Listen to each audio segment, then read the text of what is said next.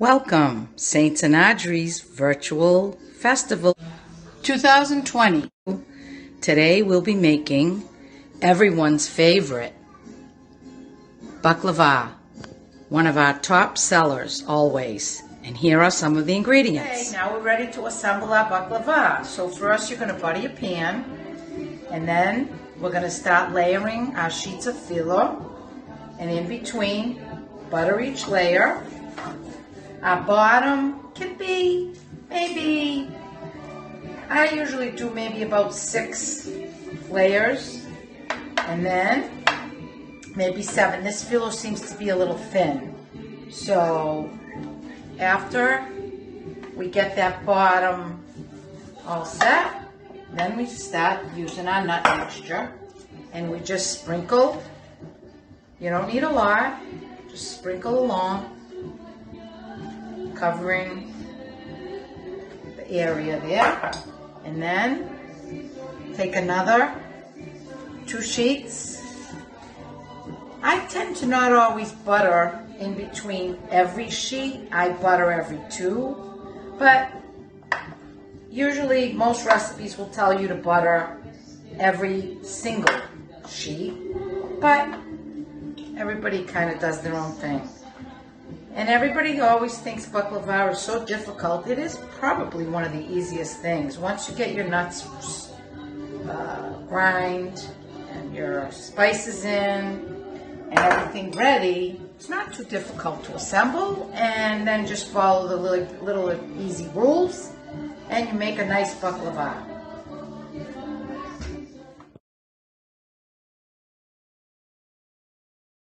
We've assembled our baklava, and it went into the refrigerator for maybe 15 or 20 minutes just to firm up the butter. In order to score it, we'll score it. So we'll make the long horizontal lines, and then we start to go into it diagonally to make the nice diamond shapes.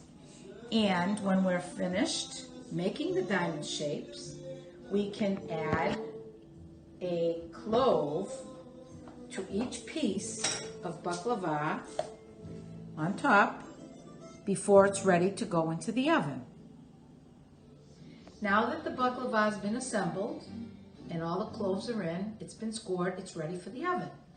And we will cook it for approximately an hour and maybe 10 minutes. The baklava should be golden brown and cooked well so it's crispy and not mushy in the middle. Now it's ready for the oven.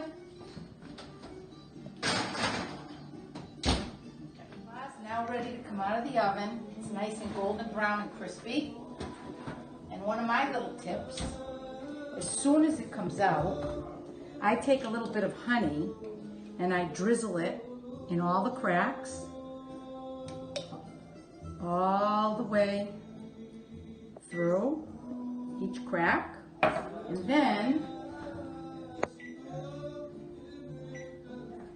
I take the syrup that's been cooled, and we put it, and it sizzles because it's hot.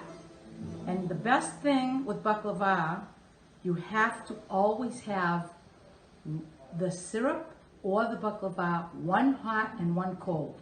I find the best for me. I enjoy and I like to put cool syrup on hot baklava. So now I never use all of the syrup all at once.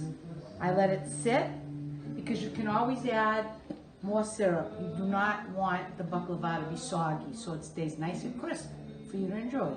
Now that we've shared with you some of our most favorite Greek delightful desserts, here they are: karidopita, kourakia, and of course baklava. We hope that you will try them at home.